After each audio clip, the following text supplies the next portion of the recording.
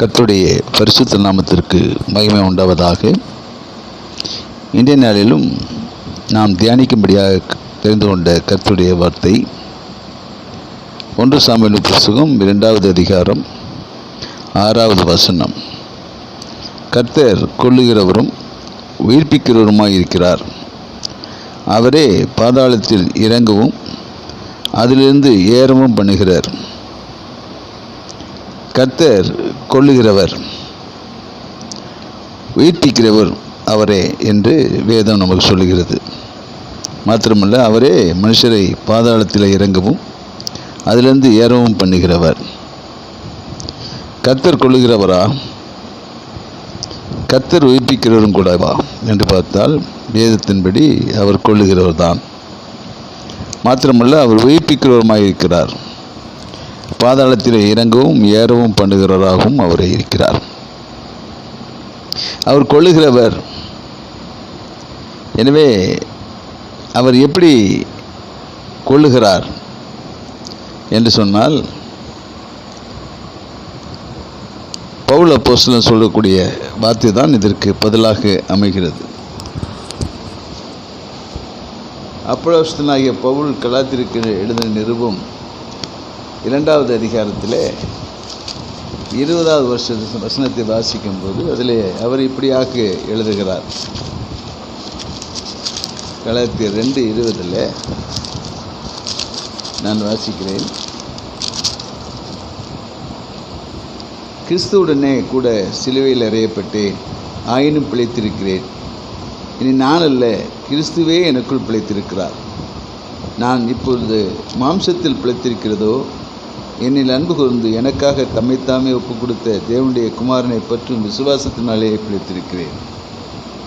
கிறிஸ்துவுடனே கூட நான் சிலுவையில் அறையப்பட்டேன், நான் கொல்லப்பட்டேன். ஆண்டவர் கொல்லுகிறவராயிருக்கிறார். அவர் என்னுடைய மாம்சத்தின் இச்சைகளை கொன்றுவிட்டார். நான் சிலுவையிலே இயேசுவோடு கூட கிறிஸ்துவோடு கூட சிலுவையிலே அறையப்பட்டேன். நான் கொலை செய்யப்பட்டேன். இப்போ நான் பிழைத்திருக்கிறேன். ஏனென்றால் கர்த்தர் ஆண்டவர் உயிர்ப்பிக்கிறவருமாய் இருக்கிறார். நான் கிறிஸ்துவே எனக்குள்ளே பிழைத்திருக்கிறார். நான் இப்பொழுது மாம்சத்தில் பிழைத்திருக்கிறது இயேசுவினாலே, இயேசுவை பற்றும் விசுவாசத்தினாலே நான் பிழைத்திருக்கிறேன். எனவே நான் மரித்தும் இருக்கிறேன், நான் பிழைத்தும் இருக்கிறேன் என்று பவுல் எழுதுகிறார். இதைத்தான் வேதம் நமக்கு சொல்லிக் கொடுக்கிறது. கர்த்தர் கொல்லுகிறவரும் உயிர்ப்பிக்கிறவருமாய் இருக்கிறார். அப்போது ஒவ்வொரு மனிதனும் கிறிஸ்துவுக்குள்ளாக கிறிஸ்துவினாலே கொலை செய்யப்பட வேண்டும், தேவனாலே கொலை செய்யப்பட வேண்டும், கிறிஸ்துவினாலே உயிர்ப்பிக்கப்பட வேண்டும். தேவனாலே கொலை செய்யப்படுவது எப்படி என்று சொன்னால், அவன் உலகத்திற்கு செத்து விடுகிறான், மாம்சத்திற்கு செத்து விடுகிறான். ஆனால் கிறிஸ்துவை பற்றும் விசுவாசத்தினாலே அவன் உயிரோடு கூட இருக்கிறான். எனவே ஆண்டவர் கொல்லுகிறவர் தான், ஆண்டவர் உயிர்ப்பிக்கிறவருமாகத்தான் இருக்கிறார். நாம் எப்படி கொல்லப்படுகிறோம், எப்படி உயிர்ப்பிக்கப்படுகிறோம்? கொலோசியருக்கு எழுதின நிருபம் 2வது அதிகாரத்தில் 12வது வசனத்தை நீங்கள் வாசித்து பார்ப்பீர்களானால், ஞானஸ்தானத்திலே அவரோடு கூட அடக்கம் பண்ணப்பட்டவர்களாகவும் அதிலே அவரை மரித்தோரிலிருந்து எழுப்பின தேவனுடைய செயலின் மேலுள்ள விசுவாசத்தினாலே அவரோடு கூட எழுந்தவர்களாகவும் இருக்கிறீர்கள். இப்போ ஞானஸ்நானத்திலே அவரோடு கூட அடக்கம் பண்ணப்பட்டோம், கொல்லப்பட்டோம். நம்முடைய சரீரம் செயல்படாதபடிக்கு கொல்லப்பட்டது. ஆனால் அதிலே அவரை மரித்தோரிலிருந்து எழுப்பின தேவனுடைய செயலின்படியே அவர் மேலுள்ள விசுவாசத்தினாலே நாம் இயேசுவோடு கூட எழுந்தவர்களாக இருக்கிறோம், உயிர்ப்பிக்கப்பட்டவர்களாகவும் இருக்கிறோம். எனவே தேவன் கொல்லுகிறவரும் உயிர்ப்பிக்கிறவருமாய் இருக்கிறார். நான் ஞானஸ்நானத்திலே இயேசுவுக்கென்று தேவனுக்கென்று நாம் அடக்கம் பண்ணப்பட்டோம். நம்முடைய சரீரத்தின் செய்கைகள் எல்லாம் சாகடிக்கப்பட்டது, கொல்லப்பட்டது.